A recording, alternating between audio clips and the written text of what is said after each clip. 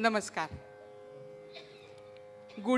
गुढीपाडव्यापासनं आपण इथं श्रीराम जन्मोत्सव साजरा करतोय आणि यावेळेचं वैशिष्ट्य आहे कीर्तन महोत्सव. स्त्री संत हा विषय घेऊन महिला कीर्तनकार इथं आपली कीर्तन सेवा रुजू करतायत. आजच्या ह्या कीर्तनाच्या कार्यक्रमात आलेल्या कीर्तनकार सौ रेशीमताई खेडकर, त्यांना वाद्यांची साथ देणारे नितीन पंडित, अंकित कुंभार, आजचे आपले प्रायोजक आणि सर्व श्रोते, मी आपणा सगळ्यांचं ब्राह्मण संघाच्या वतीने स्वागत करते. आपण आजच्या या पाहुण्यांचं जोरदार टाळ्या वाजवून स्वागत करूया.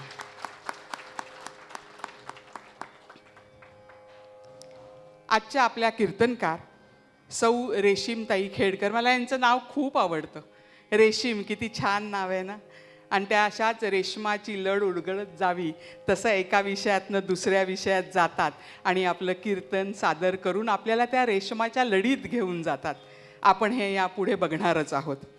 रेशीमताईंचा सत्कार करण्यासाठी मी कमल वैद्य यांना इथं बोलावते.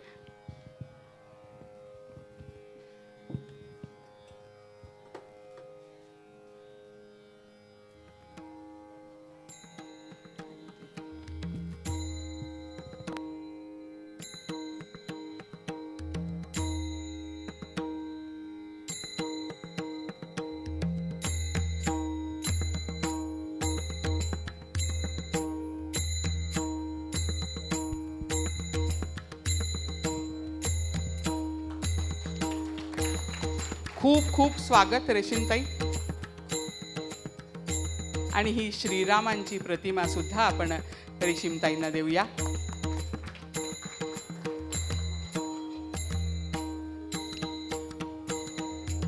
आजचे आपले प्रायोजक आहेत सौ उषाताई पाटे आणि माजी सैनिक श्री शिवाजीराव पाटे.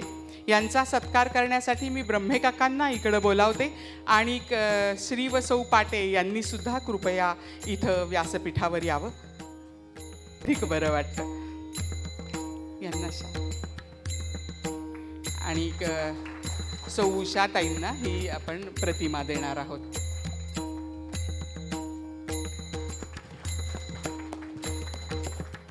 सगळ्यांबरोबर सतत मनात असलेले श्रीराम आज प्रतिमेच्या रूपाने आपल्या प्रायोजकांकडे गेलेले आहेत. आजच्या ह्या प्रायोजक जो कार्यक्रम केला आहे त्याचं वैशिष्ट्य म्हणजे आपल्या मातोश्री स्वर्गीय सीताबाई रामचंद्र पाटे यांच्या स्मरणार्थ माजी सैनिक श्री शिवाजीराव पाटे यांनी आजचं कीर्तन प्रायोजित केलेलं आहे. किती छान नावं आहेत कीर्तनाला. सीताबाई आणि रामचंद्र.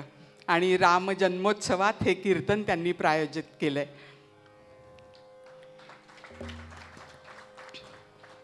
यानंतर आजच्या आपल्या कीर्तनकार सौ रेशीमताई खेडकर यांची ओळख आपल्याला करून देणार आहेत स्वाती मुदगल.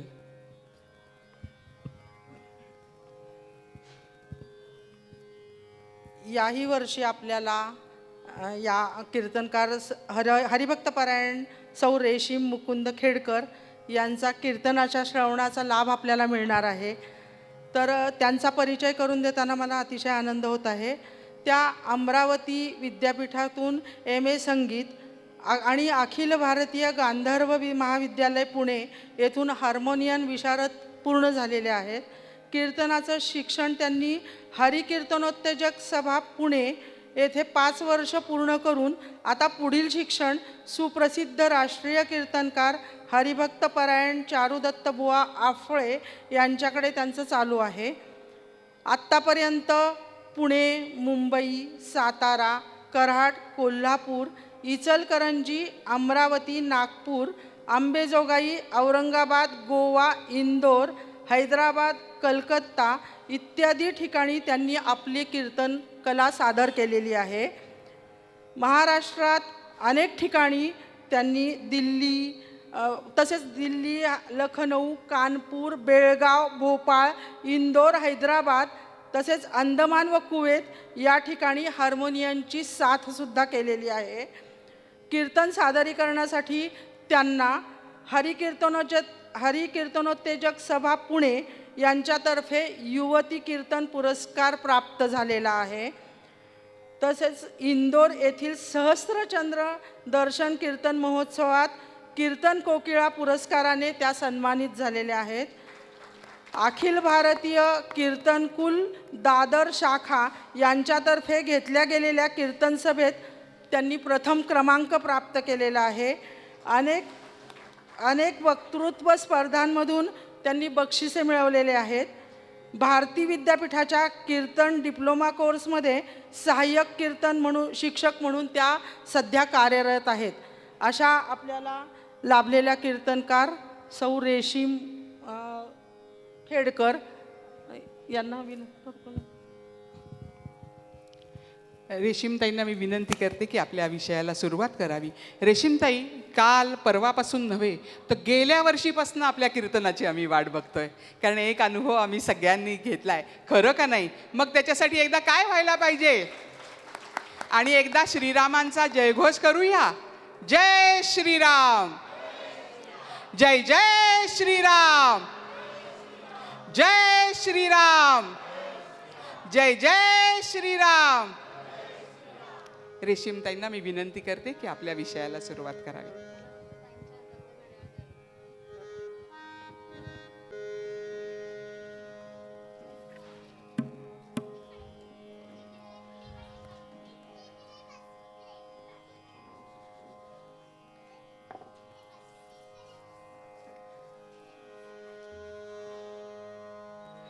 श्रीमन्महागणाधिपतये नमः.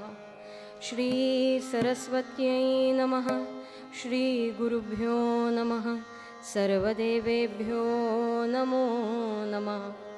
वक्रतुण्डमहाकाय सूर्यकोटि समप्रभ निर्विघ्नं कुरु मे देव सर्वकार्येषु सर्वदा. गुरुर्ब्रह्मा गुरुर्विष्णुः गुरुर्देवो महेश्वरः गुरुः साक्षात् परब्रह्म तस्मै श्री गुरवे नमः. तुम्ही श्रोते जगदीशमूर्ती, तेथे माझी व्युत्पत्ती किती. बुद्धिहीन अल्पमती सलगीच करीते. पुंडलीक वरदा हरिविठ्ठल श्री ज्ञानदेव तुकाराम. पंढरीनाथ महाराज की जय. देवर्षि नारद महाराज की जय. आर्य सनातन वैदिक हिंदू धर्म की जय. भारत माता की जय. गो माता की जय. जय जय रघुवीर समर्थ मंगलमूर्ति मोरया. सियावर रामचंद्र भगवान की जय. पवनपुत्र हनुमान की जय. आ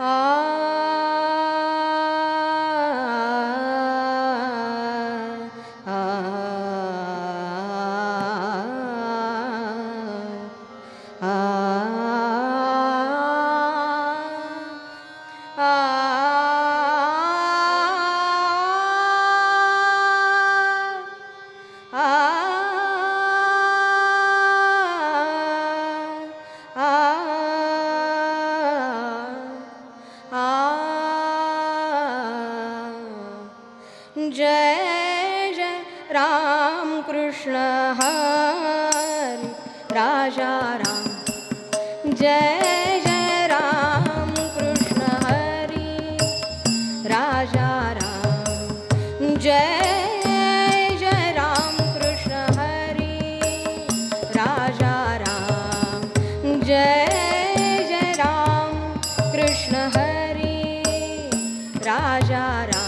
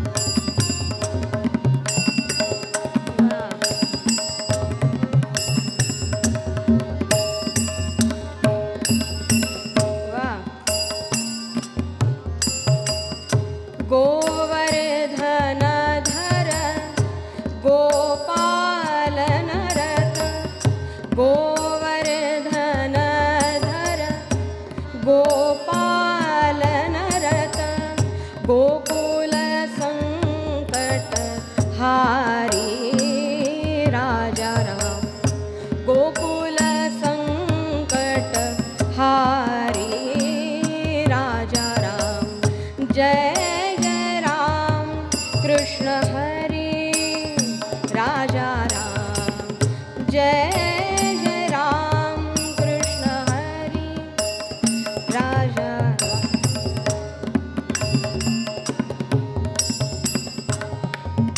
वाह, वाह.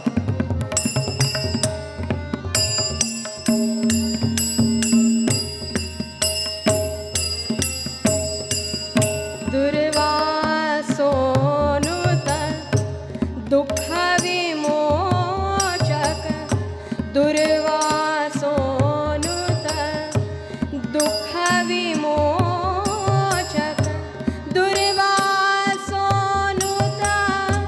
दुःख विमोचक दुर्वासोनुत दुःख विमोचक दुर्जन संगम हारी राजा राम दुर्जन संगम हारी राजा राम जय जय राम कृष्ण हरी राजा राम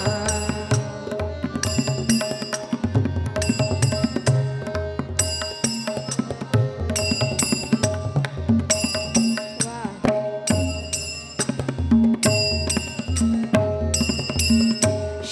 शरणागत दीना चरणीने शरणागत दीना चरणीने करुणा दृष्टी निहारे राजा राम करुणा दृष्टी निहारे राजा राम करुणा दृष्टी निहारी राजा राम करुणा दृष्टी निहारी राजा राम जय जय राम कृष्ण हरी राजा राम जय जय राम कृष्ण जय जय राम कृष्ण जय जय राम कृष्ण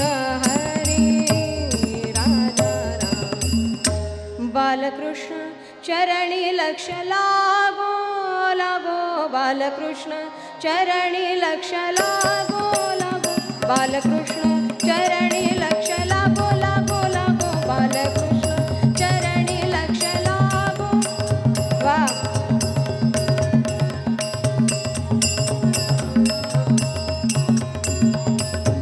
कीर्तन संगे रंगात देह वागो वागो कीर्तन संगे रंगात देह वाहो वाहो बाळकृष्ण चरणी लक्ष लागो लागो लागो बाळकृष्ण चरणी लक्ष लागो लागो बाळकृष्ण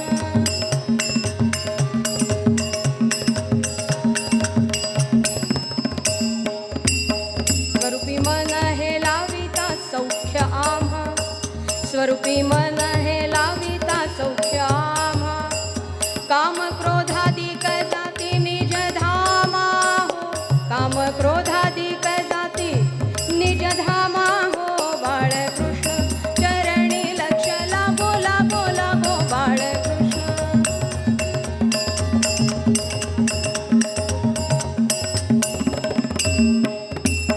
सारा सार वदविता सद्गुरुराया सारा सार वदविता सद्गुरुराया मंगलधाम जीवन नर हरि पाया मंगलधाम जीवन नर हरि पाया बाळकृष्ण चरणी लक्ष लागो लागो बाळकृष्ण चरणी लक्ष लागो लागो लागो बाळकृष्ण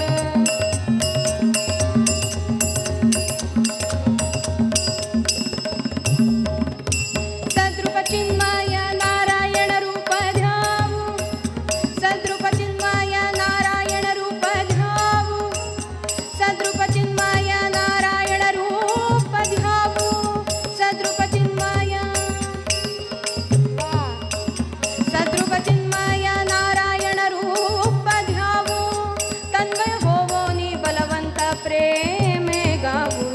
तन्मय होवोनी बलवंत प्रेमे गावो बाळकृष्ण चरणी लक्ष लागो लागो लागो बाळकृष्ण चरणी लक्ष लागो कीर्तन संगे रंगात देह वाहो वाहो कीर्तन संगे रंगात देह वाहो वाहो बाळकृष्ण चरणी लक्ष लागो लागो बाळकृष्ण चरणी लक्ष लागो लागो लागो बाळकृष्ण चरणी लक्ष लागो चरणी लक्ष लागो चरणी लक्ष लागो राम राम राम राम राजा राम सीताराम राम राम राम राम राजा राम सीताराम राम राम राजा राम सीताराम राम राम राजा राम सीताराम राम राम राम राम राजा राम सीताराम राम राम राजा राम सीताराम राम राम राम राम राजा राम सीताराम राम राम राम राम राजा राम सीताराम राम राम राम राम राजा राम सीताराम बोला पुंडलिक वरदा हरी विठ्ठल श्री ज्ञानदेव तुकाराम पंढरीनाथ महाराज की जय देवर्षी नारद महाराज की जय जय जय रघुवीर समर्थ पवनपुत्र हनुमान की जय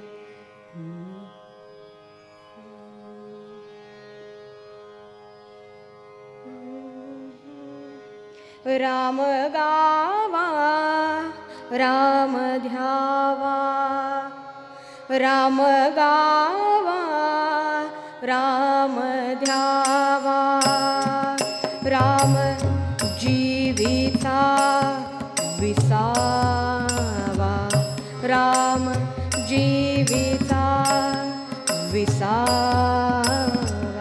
राम गावा राम ध्यावा राम गावा राम ध्यावा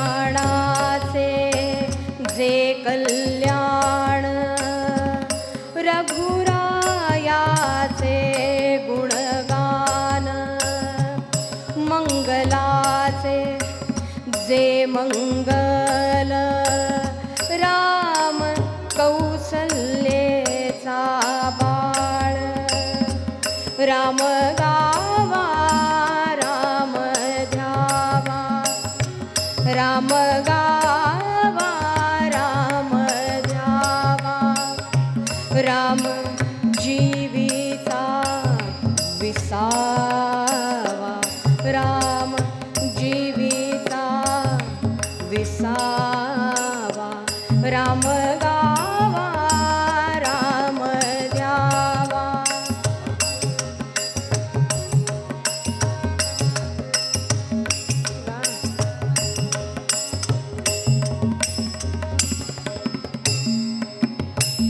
राम कैवल्याचा दानी राम कैवल्याचा दानी रामदास अभिमानी रामदास अभिमानी राम गावा राम द्यावा राम गावा राम द्यावा राम जीविता विसावा राम जीविता विसावा राम गावा राम द्यावा राम गावा राम द्यावा राम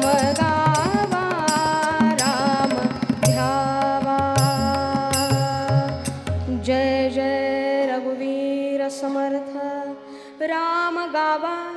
राम ध्यावा राम जीविसा विसावा, कल्याणाचे जे कल्याण रघुरायाचे गुणगान, मंगलाचे जे मंगल राम कौसल्येचा बाळ, राम कैवल्याचा दानी रामदास अभिमानी, राम गावा राम ध्यावा राम जीविचा विसावा, सद्गुरुनाथ महाराज की जय. आज निरूपणासाठी घेतलेला अभंग समर्थ रामदास स्वामींचा आहे. रामांचा उत्सव चालू आहे, रामजन्म उत्सव चालू आहे आणि हनुमंतांच्या जन्माकडे वाटचाल चालू आहे. त्यामुळे उत्सवामध्ये आख्यानाचा विषय जरी ठरला असला तरी पूर्वरंगाचा विषय सुयोग्य असावा, याच्यावरच पहिली कीर्तनकाराची परीक्षा होते. कुठलाही विषय कुठेही घेता येत. वास्तुशांतीला कीर्तन ठरवलं, कुणाचे हे घर संसार हा कुणाचा, येथे कळीकाळाचा भरवसा काय.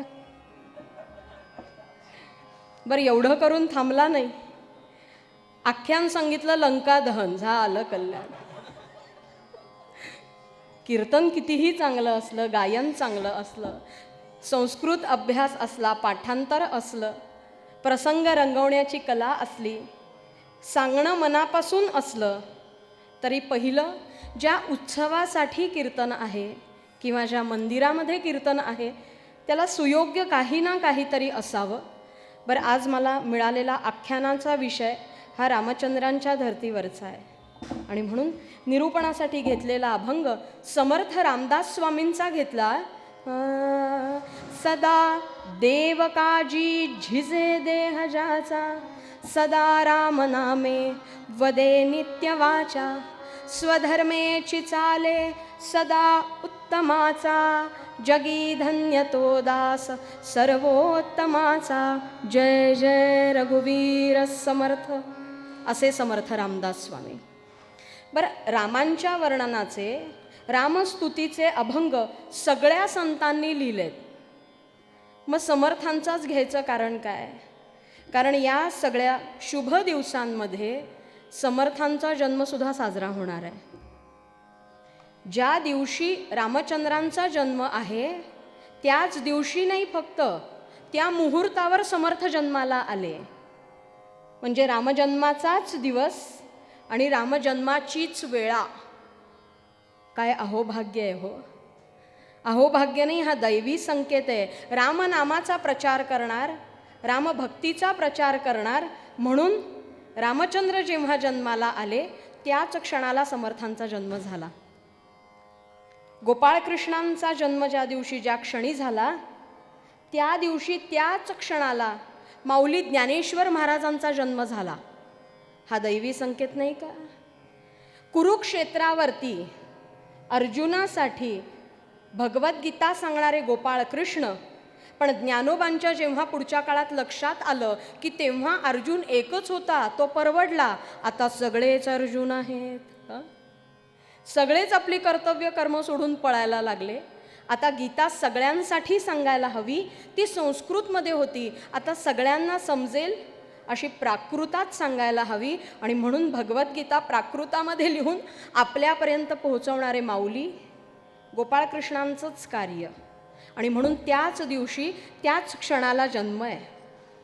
मोठ्या माणसांचे जन्म असे असतात, मनामध्ये आपल्या जन्माचा कुठेतरी विचार, माझा कधी बरं झाला. बरं, नसेल त्या दिवशी, अगदी अमावस्या असली तरी चालेल, निदान आयुष्यात कार्य तरी असं करूया की पुढच्या कोणाचा जन्म जर आपल्या दिवशी झाला तर निदान आपली आठवण काढू.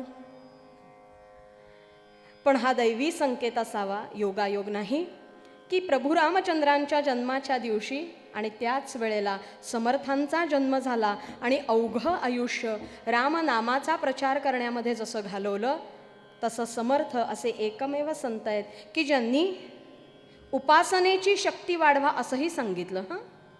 उपासना आवश्यक आहे, वृत्ती शांत होण्यासाठी उपासना आवश्यक आहे, म्हणून उपासनेची शक्ती वाढवा. पण समर्थ म्हणतात शक्तीची उपासना देखील वाढवा. म्हणून सदा देवसेवेसी असा शब्द नाही आला, सदा देव काजी झिजे देह जाचा. देवाच्या सेवेमध्ये तर सगळे संत होतेच हो, पण देवाच्या काजामध्ये जे होते त्यातले एक समर्थ आहेत आणि म्हणून त्याला दास म्हणायचं. आज ताईंनी इथे जेव्हा कीर्तनाच्या आधी बोलता बोलता असं सांगितलं की आज कीर्तन प्रायोजकत्व ज्यांच्याकडे आहे त्यांची नावंसुद्धा मोठी वेगळी आहेत. आजच्या कीर्तनाला जणू भगवंताचा आशीर्वाद आहे. आणि त्याबरोबरीने कार्यसुद्धा असं आहे की जसं देवकाज असं तसं देशकाजही असतं ना. देशाच्या सेवेत देशाच्या काजामध्ये असणाऱ्या अतिशय महनीय या सगळ्या व्यक्ती आणि त्यांच्या आशीर्वादाने आजचं कीर्तन उभं राहत आहे. मोठा आनंद आहे दादांच्या कुटुंबियांच्या सगळ्यांना. समर्थांनी देखील हेच सांगितलं की देव सेवा करावी पण देव काज सुद्धा करावं. मनामध्ये येईल सेवा आणि काज, यात नक्की फरक काय आहे ना. सेवा सोपी असते थोडी, काज अवघड असतं. सेवा म्हणजे काय, समजा सद्गुरुस्थानी असणारी आपली कोणी व्यक्ती आहे, गुरुस्थानी असणारी व्यक्ती आहे, त्यांच्याकडे राहून त्यांच्या पूजेची तयारी करावी. वेळ प्रसंगी त्यांना पाय दाबून द्यावेत, वेळ प्रसंगी इतर काही कामं करावीत, याला सेवा असं म्हणतात. पण काज म्हणजे काय, ते जे कार्य करतायत मग ते नामाच्या प्रचाराचं कार्य असेल तर ते मी करीन, याला काज म्हणायचं. म्हणजे प्रत्यक्ष ते काम करीन अशी जबाबदारी उचलणं म्हणजे काज. आमचे गुरु आफळे बुवा, गुरुजी फार मोठा सुंदर दृष्टांत देतात. ते म्हणतात तुम्हाला कळत नाही ना असं आम्हाला शिकवताना म्हणायचे बरं का. नाही ना फरक कळला, म्हणलं नाही कळला. मग बुवा सांगायचे घरामध्ये आईने पुरणपोळ्या करायला घेतल्या. आता पुरणपोळ्या केल्यात म्हणल्यावर तुम्ही म्हणाले चांगल्या खाणार, आई बिचारी किती लाटणार पोळ्या. समजा पोळ्या लाटता लाटता लाटता आईच्या पाठीत उसण भरली. तुम्ही 2 मुली घरात आहात. तुमच्यापैकी एखादी मुलगी म्हणेल आई पाठ दुखतीये का गं उभं राहून, झाल्या ना पोळ्या की पाठ दाबून देते. बुवा म्हणायचं याला सेवा म्हणतात. पण काज म्हणजे काय, तुमच्यापैकी एखाद्या मुलीने असं म्हणावं आई पाठ दुखतीये का, नको करू तू पोळ्या मी करते. बुवांना म्हणलं आल्या पाहिजेत करता. सगळे नकाशे पुरण बाहेर आलेले नको खायला. याचाच अर्थ काज अवघड आहे. ही सगळी मंडळी देश काज करणारी उभी आहेत म्हणून सारं सोपं जातं हो. सेवा ही महत्त्वाची आहेच आहे, पण त्याबरोबरीने प्रत्यक्ष काज प्रत्यक्ष कार्य सुद्धा महत्त्वाचं. आणि हे कार्य ज्यांनी जन्मभर केलं, आयुष्यभर केलं असे समर्थ रामदास स्वामी. आणि म्हणून त्या क्षणाला जन्म आहे. म्हणून राम जन्माचं कीर्तन ऐकताना मनामध्ये समर्थांचीही आठवण ठेवा. त्या क्षणाला समर्थांचाही जन्म झाला हे स्मरण ठेवा.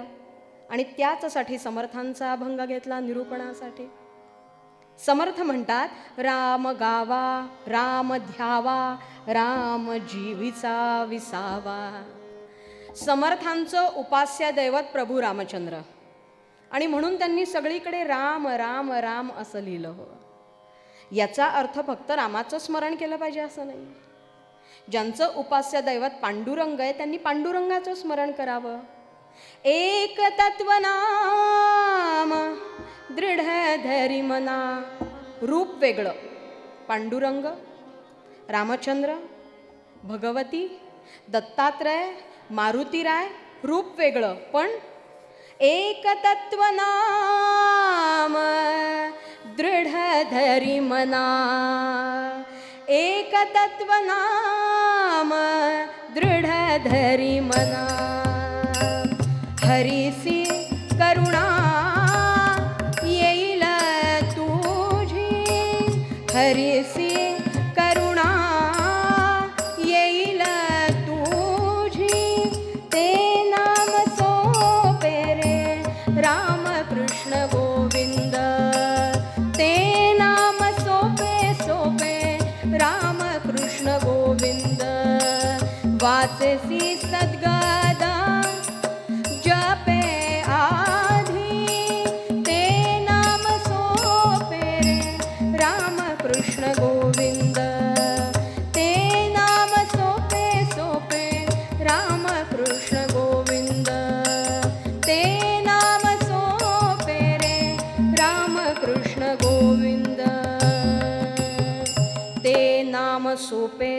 राम कृष्ण गोविंद, कुणाचंही घ्या. ज्यांचं उपास्य दैवत जे आहे त्या रूपाचं स्मरण करावं. पण आकाशात पतितं तोयम यथा गच्छति सागरम सर्वदेव नमस्कारः केशवं प्रति गच्छति. पण समर्थांचं उपास्य दैवत प्रभू रामचंद्र म्हणून रामस्मरण, रामरूपाला वंदन समर्थांनी प्रकर्षाने केलं. समर्थ म्हणाले, राम नाम घ्याल तर रामांचं रूप सुद्धा दिसेल. राम नाम घ्याल तर रामांचं रूप सुद्धा दिसेल. पण जोवर शक्य आहे तोवरच रामनाम घ्या. बरोबर ना? आयुष्यभर आपण घेतलं नाही तर इतरच घेतील श्रीराम. मग ते घेणं भाग आहे. पण तेव्हा ऐकायला आपण नसू. प्रत्येक गोष्ट वेळी झाली पाहिजे. सदा येता जाता उठत बसता प्रत्येक क्षणाला नाम घ्यावं. या अर्थीच पहिला शब्द आला राम गावा. राम नामाचं गायन अत्यंत महत्त्वाचं आहे. ज्यांनी अवघं आयुष्य आज राम नामाचा प्रचार करण्यासाठी घालवलं असे नामयोगी गोंदवलेकर महाराज, ते म्हणतात, नाम सदा बोलावे, नाम सदा बोलावे, ध्यावे गावे जनासी सांगावे. हाची सुबोध गुरूंचा, हाची सुबोध गुरूंचा, नामा परते न सत्य मानावे. राम राम राम हरे हरे, राम राम राम राम रघुत्तमा, राम राम राम राम सीतापते, राम राम राम राम हरे हरे, राम राम. महाराज म्हणतात, नाम सदा बोलावे, ध्यावे गावे, जनासी सांगावे. इतका नामाचा प्रचार केला की नामयोगी असंच नाव पुढे झालं. तुम्ही म्हणाल हे संतांना जमलं हो, त्या काळात हे ठीक होतं. नाही, आज नारायण गावामध्ये माझं कीर्तनाचं 2रं वर्ष आहे. इथे आल्यापासून एका ऋषितुल्य व्यक्तीची सातत्याने आठवण येते. आणि आज प्रभू रामचंद्रांचं दर्शन घेऊन मागे फिरले आणि बघितलं समोर नामयोगी असं लिहिलेला शशिकाकांचा फोटो दिसला. तुम्ही मला सांगा, या काळामध्ये सुद्धा अशी ऋषितुल्य व्यक्तिमत्व असतात, होतात. कारण अवघं आयुष्य राम गावा. माझ्यापेक्षा जास्त तुम्ही काकांना ओळखता. शेवटच्या क्षणाला सुद्धा रामनाम लिहितानाच भगवंताकडे जावं, केवढं मोठं भाग्य आहे. आणि अशी मोठी माणसं आधारस्तंभ म्हणून आपल्या समोर आहेत. महाराजांना नामयोगी म्हणावं, पण आताच्या काळामध्ये आपण काकांच्या प्रतिमेला वर लिहिलंय नामयोगी. खरंच सातत्याने प्रत्येक क्षणाला राम गावा, रामनाम, सातत्याने रामनाम घ्यावं. असं सांगून सुद्धा कीर्तनात एकाने विचारलं, बुवा सतत म्हणजे कधी? बुवा म्हणे, अरे सतत म्हणजे सतत. तो म्हणला, म्हणजे कधी पण? समर्थांना आपण आत्ता उत्तम दास असं म्हणतो. मारुतीरायांना सुद्धा उत्तम दास असं म्हणतो. त्या दास या शब्दामध्येच सगळं आहे. सदा दास कधी होतो? जो सदा नामगायनात आहे, रामांच्या सेवेत आहे, रामांच्या काजामध्ये आहे. सतत म्हणजे प्रत्येक श्वास घेताना आणि उच्छ्वास टाकताना. सगळी संत चरित्र अशी आहेत. कर्तव्य करतानाच नामस्मरण आहे. उद्याचं चरित्र देखील हेच आहे. प्रत्येक क्षणाला राम गावा. रामनामाचं गायन हा पहिला विषय झाला. पण समर्थांनी पुढे असं सांगितलं, राम ध्यावा. समर्थांसारखेच एक संत ज्यांना आपण तुलसीदास असं म्हणतो. तुलसीदास खरं तर उत्तर प्रांतामध्ये असणारे हे संत. आणि तुलसीदासांचं चरित्र वाचलं तर लक्षात येईल, रामनामाचं गायन, रामरूपाचं दर्शन तुलसीदासांनी घेतलं. तुलसी रामायण सुद्धा त्यांनी लिहिलं. जसं वाल्मिकी रामायण भावार्थ रामायण नाथांचं, तसं तुलसी रामायण सुद्धा अस्तित्वात आहे, जे वाचल्यानंतर लक्षात येतं तुलसीदासांनी वेगळ्या अंगाने रामांचं गायन केलं आहे. आणि योग्यता काय तुलसीदासांची, तर असं म्हणतात, अगदी 5-6 ओळीत चरित्र सांगायचं तर तुलसीदासांचं चरित्र असं आहे की मातेच्या गर्भामध्ये 9 महिन्याच्या पुढे म्हणजे 12 महिने राहिले. 12 महिन्यांनी जन्म झाला आणि जन्माला आले ते तोंडात दात होते, सदंत जन्माला आले. झालं त्या काळामध्ये असे जन्माला आले आणि सगळ्या गावांनी बहिष्कार टाकला घरावर. राक्षस जन्माला आला म्हणाले. राक्षस द्या द्या टाकून याला, द्या द्या टाकून याला, अवलक्षणी हा राक्षस जन्मा आला. टाकून द्या. समाजाने इतकं बंधन घातलं, खरंच आईवडिलांना सोडून देणं भाग पडलं, अशीच चरित्रकथा सांगते. तुलसीदासांना वयाच्या 2ऱ्या-3ऱ्या वर्षीच आईवडिलांपासून लांब व्हावं लागलं. पोरके झालेले तुलसीदास एका दासीनं सांभाळलं, पण घरामधलं बंधन इतकं होतं की दासीनेही सोडून दिलं. तेव्हा वय वर्ष 5 होतं. उत्तर प्रदेशातली थंडी, अंगावर काही नाही, अशा वेळेला स्मशानातली राख अंगावर फासावी, तिथेच जे काही मिळेल स्मशानात ते खावं आणि राहावं. पण सद्गुरू वाचोनी सापडे ना सोय, धरावे ते पाय आधी आधी. काल अर्चना त्यांनी केलेला पूर्वरंग आहे, संत चरण रज लागता सहज. संतांची भेट झाली, नरहरिदास त्यांचे गुरु, आणि नरहरिदासांशी संवाद इतका सुंदर आहे. त्या बाळाला विचारलं नरहरिदासांनी, तू प्रवचन ऐकायला बसतोयस, तुझ्या मुखावर तेज दिसतं रे, कुठे राहतोस? इथेच राहतो मंदिरात. एकटा? एकटा कशाला म्हणाले, भगवंत साथीला आहे. आई वडील नाही म्हणाले मला. मग तू माझ्याबरोबर येतोस? नरहरिदासांनी विचारावं. आणि तेव्हा 5 वर्ष वयाच्या तुलसीनं सांगावं, नका नेऊ मला बरोबर, कारण मी ज्याच्याकडे बघतो ना त्याला राम बोलावा लागतो, म्हणून माझं नाव राम बोला असं ठेवलंय गावानी. नरहरिदास म्हणाले, वेड्या, तुझं अवघं आयुष्य इतकं उज्ज्वल आहे की तू अनेकांना राम बोलायला लावशील, म्हणून तुझं नाव राम बोला ठेवलंय. आणि म्हणाले, तुझं नाव तुलसी का ठेवलंय रे? त्या छोट्या बाळांनी सांगावं, मी ज्यांच्या घरावरून गेलो त्यांच्या घरादारावर तुळशीपत्र ठेवावं लागलं, म्हणून मला तुलसी म्हणतात. म्हणाले, नाही रे बाळ, त्यागाची असीम मूर्ती म्हणजे तुलसी आहे आणि आयुष्यात तू दाखवून देशील. त्या बाळाला घेऊन गेले, स्वतः मौंजीबंधन केलं. आणि पुढची चरित्रकथा अशी सांगते की चित्रकूट के पर्वत पर, चित्रकूट के पर्वत पर भई संतन की भीड़, तुलसी तो चंदन घसे, तुलसी तो चंदन घिसे, तिलक करे रघुवीर, भजो रे भैया राम गोविंद हरे, भजो रे भैया राम गोविंद हरे, भजो रे भैया राम, भजो रे भैया राम, भजो रे भैया राम गोविंद हरे. तुलसी तो चंदन घिसे, तिलक करे रघुबीर. प्रत्यक्ष रामचंद्रांनी येऊन तुलसीदासांच्या हातून स्वतः तिलक लावून घ्यावा, इतकं भाग्य ज्यांना लाभलं ते तुलसीदास सुद्धा सांगतात राम गावा.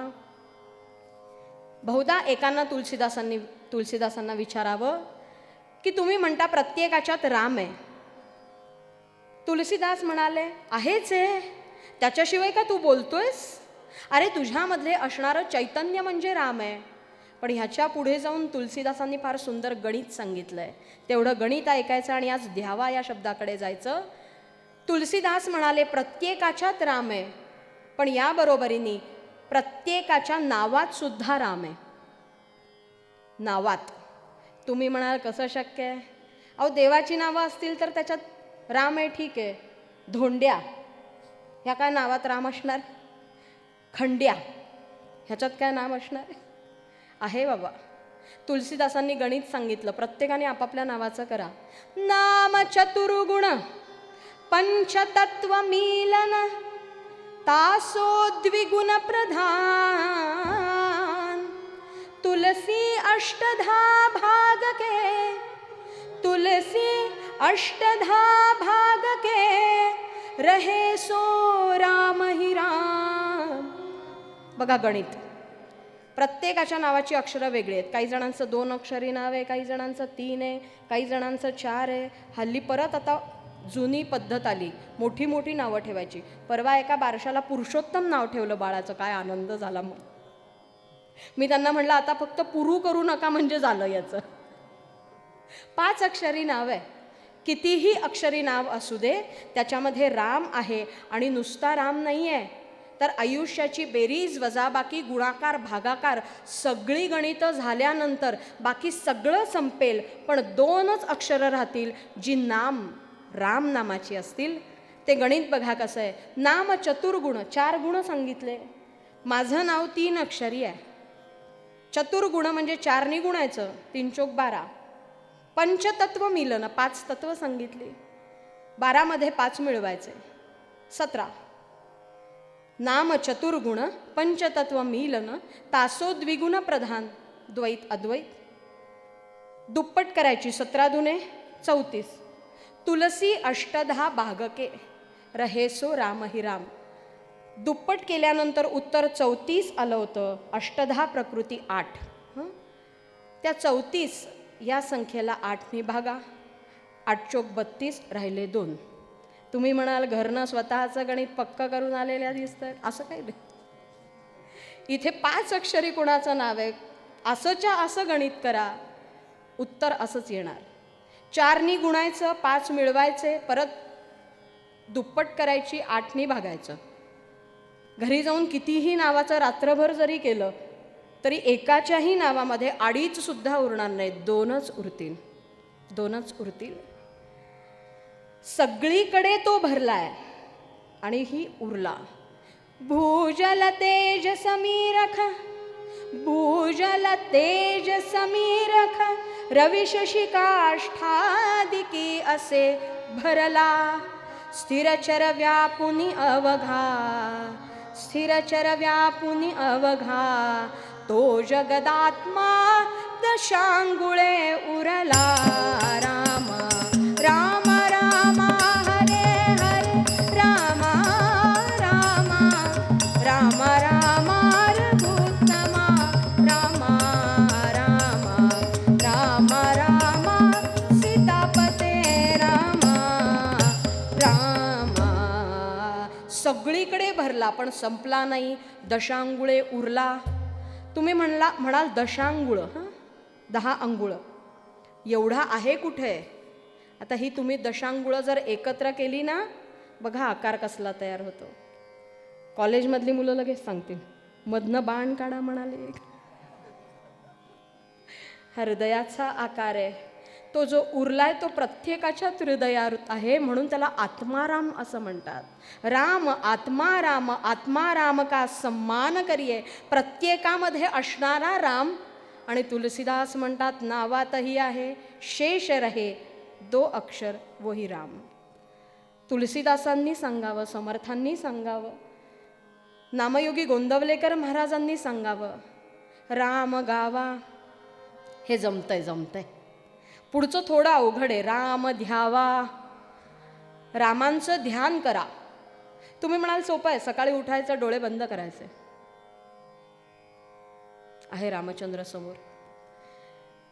ही प्राथमिक अवस्था ठीक आहे ध्यानाची, पण खरं ध्यावा या शब्दामध्ये त्याचा ध्यास घेणं, त्याच्याशी अनुसंधान असणं, जे त्याच्याकडे आहे ते माझ्याकडे मिळवण्याचा प्रयत्न करणं, याला ध्यास म्हणतात.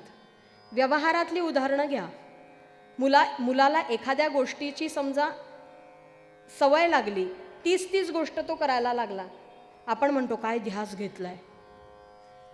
यावेळेला मिळवणार गोल्ड मेडल आई. चांगलं आहे, असे ध्यास चांगले आहेत बरं. मोठी मुलं जाऊ दे, अगदी प्रत्येक घरामध्ये छोटं मूल कधी ना कधीतरी असेल. काय कुणास ठाऊक त्या बाळांना पहिलं खेळायला कशाची आवडतं तर चपलेशी खेळायला आवडतं. सगळी खेळणी महागडी सोडतात आणि चप्पलच्या रॅकपाशी बसतात. समजा चप्पल पडली असेल, काय करतात? उचलतात, ठेवायचा प्रयत्न. ती बसते का? तिचे छोटे छोटे हात, तिथे आतली जागा, ह्याचा मेळ खूप वेळ बसत नाही, पण तरी करत राहतो तो, करत राहतो. माणसाची ही पहिली निर्मळ वृत्ती अशी आहे की प्रयत्न सोडणार नाही. नंतर नंतर सगळी काजळी जमा झाली, इतक्या वेळ त्याचा तो उद्योग चाललेला असतो. आपण म्हणतो काय चाळा लागलाय, ध्यास येतो. हे केल्याशिवाय राहणार नाही. याला जर ध्यास म्हणायचा असेल तर रामचंद्रांकडे असणाऱ्या सद्गुणांचा माझ्यामध्ये अंगीकार व्हावा, हा प्रयत्न म्हणजे राम ध्यावा, राम ध्यावा. बाकी काहीच दिसत नाही हो ध्यानावस्थेत, समजत सुद्धा नाही. एक दृष्टांत सांगते, फार सुंदर आहे. साधूबुवा अभ्यास करतायत ध्यानाचा. अभ्यास म्हणजे गेली 12 वर्ष करतायत, इतकी तपश्चर्या झाली आहे ध्यानाची. आणि घडला प्रसंग असा, रोजच्याप्रमाणे अनेक आवरलं, ध्यानाला बसले. माध्यान्ह होत आली आहे आणि अशा वेळेला गावातून एक नवयुवती धावत आली. साधूबुवांचे डोळे मिटलेले, कारण ध्यान चालू आहे ना. ती युवती आली आणि साधूबुवांच्या पुढून नाही गेली, साधूबुवांच्या मांडीवर पाय देऊन गेली. इतका जोरात पाय पडला, कळवळले साधू. धावण्याचा वेग आणि पाय देण्याचा वेग सहन नाही झाला, कळवळले आणि बघितलं पाठमोरी धावताना दिसली. मुखातून शाप उच्चारला गेला, माझ्या मांडीवर पाय देऊन गेली तरी कळलं नाही. ज्याच्यासाठी गेली आहे ना एवढी धावत, तो मेलेला दिसेल. आता बराच वेळ झाला आलीच नाही. संध्याकाळ व्हायला लागली आणि दिसली येताना.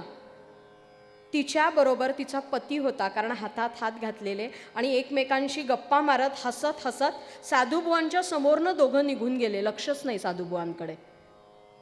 अहो, पाय दिला तेव्हा लक्ष नाही, पण नंतर थोड्या वेळाने कळावं यांच्या मांडीला माझा धक्का लागला होता. हां, आपल्याकडे पद्धत आहे ना. आमचे बुवा म्हणतात, ह्याला काय म्हणतात माहिती आहे का? ज्याचा पाय लागला तो मी. ही नमस्कार करण्याची पद्धत आहे म्हणाले. सांगायचं त्याला, ज्याचा पाय लागला ना. साधूबुवा मनात विचार करतात, जाताना कळलं नाही, निदान इथून परत येताना तर कळावं. ते जाऊ दे तिकडे, पण मी शाप दिला होता की ही ज्याच्यासाठी जाईल तो मेलेला दिसेल. मेलेला कसला? हे चांगले गप्पा मारत चाललेत. साधू संतांची पुण्याई इतकी असते, ते सामान्य लोकांशी भांडत बसत नाहीत आपल्यासारख्या. भगवंताशी भांडण, सख्य भक्ती. आणि भगवंताला विचारलं, का रे बाबा माझी वाणी खोटी ठरावी? तेव्हा भगवंतानी प्रश्न केला, साधूबुवा तुम्ही कसला अभ्यास करत होता? ध्यानाचा करत होतो. किती वर्ष करताय? नाही, 12 वर्ष. मग तुम्ही ध्यानाचा अभ्यास गेली 12 वर्ष करताय. आत्ताही तुम्ही, ती युवती जेव्हा इथून गेली तेव्हा ध्यानातच होतात, पण खरं सांगा म्हणाले, ध्यान तुम्हाला जमलं का तिला जमलं? ती तुमच्या मांडीवर पाय देऊन गेली हे तिला कळलं सुद्धा नाही, म्हणजे तिची ध्यानावस्था होती की नाही. पण तुम्हाला मात्र तिनं मांडीवर पाय दिलेला कळला. तेव्हा तुम्ही ध्यानात होतात तरी कळला. म्हणजे ध्यानावस्था नक्की कोणाची आहे? दृष्टांत सांगायचं कारण इतकंच आहे, हे प्रतीक दृष्टांत आहे की मला जर लौकिकातल्या व्यवहारातल्या गोष्टींबद्दल इतकं ध्यान जमत असेल तर ते बाजूला ठेवून मला का नाही भगवंताबद्दल हे जमत आहे. समर्थांनी सांगितलं, रामांच्या सद्गुणांचं, प्रभूच्या सद्गुणांचा ध्यास. रामचंद्र कसे होते हो? उत्तम पुत्र, उत्तम मित्र, उत्तम बंधू, उत्तम सखा. समर्थ किंवा मारुतीराय त्यांचे दास, त्यामुळे उत्तम देव. आणि या सगळ्यांच्या पलीकडे उत्तम शत्रू सुद्धा. शत्रुत्व केलं तुल्यबळ असणाऱ्या रावणाशी. तेव्हा जेव्हा रामायण मालिका होती, आम्ही खूप लहान लहान होतो शाळेतले, पण तो अजूनही शेवटचा प्रसंग आठवतो, जेव्हा तो रावण खाली पडला आणि हातपाय हलवत पडताना सुद्धा श्रीराम असं म्हणतच पडला. आयुष्यामध्ये रावणाचा वध केला, पण रावणाचा सुद्धा मनुष्य म्हणून किंवा रावणाशी काही शत्रुत्व होतं का? दुष्टपणाचा नाश याच्यासाठी भगवंतांचा जन्म आहे. अहो, दुष्टाचा नाश कधीच नाही केला त्यांनी. समजा दुष्टाचा नाश करायला भगवंत आले, आपण शिल्लक राहणार आहे? प्रत्येक माणूस थोडा ना थोडा दुष्ट असतो की नाही? अजिबात नाही. मी अजिबात, करा 1 महिना अभ्यास, कधीच वाईट आलं नाही मनात, कधीच दुष्टपणाने वागलो नाही, किंचित सुद्धा. एखादी व्यक्ती अपवाद आहे सगळ्याला. दुष्टपणा संपवण्यासाठी आले, पण जेव्हा रावणाचा वध झाला तेव्हा बिभीषणाला रामचंद्रांनी सांगावं, उत्तर क्रिया वगैरे सारं व्यवस्थित कर, आणि तू जर करणार नसशील रागारागाने तर म्हणाले मी करीन. शत्रुत्व देखील कसं असावं म्हणून त्यांना मर्यादा पुरुषोत्तम, उत्तम आदर्श चरित्र मानलं जातं. बाकी सगळं राहू दे बाजूला. दृष्टांत म्हणून आदर्श पुत्र. मी जर आदर्श पुत्र म्हणजे मुलगाच असं नाही, अपत्य म्हणूया, नाही तर मुलगा मुलगी असा भेद होऊ शकतो. मी अपत्य म्हणून आदर्श वागायचं असेल तर रामचंद्र कसे वागले? ज्या क्षणाला रामचंद्रांना राज्याभिषेक होणार त्या क्षणाला, म्हणजे सगळी सुखाची दारं उघडी आहेत आता लौकिकातल्या.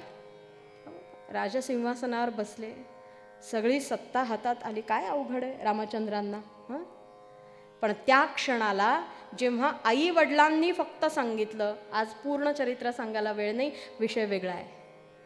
फक्त आईची इच्छा, कैकेयी मातेची इच्छा, आणि तिला वर दिलाय म्हणून दशरथ राजे सांगतायत. या एका वाक्यावरती रामचंद्रांनी सगळ्या सुखाचा त्याग केला. त्या क्षणाला वनवासात गेले. आपण गेलो असतो का आई वडिलांना फ्लॅटमधनं बाहेर काढून? राज्याधिकार येवो, राज्याधिकार येवो, किंवा जावो समस्त धनमान, हाची सुबोध गुरूंचा, हाची सुबोध गुरूंचा, भंगावेना कदा समाधान. राम राम राम हरे हरे, राम राम राम राम रघुत्तमा, राम राम.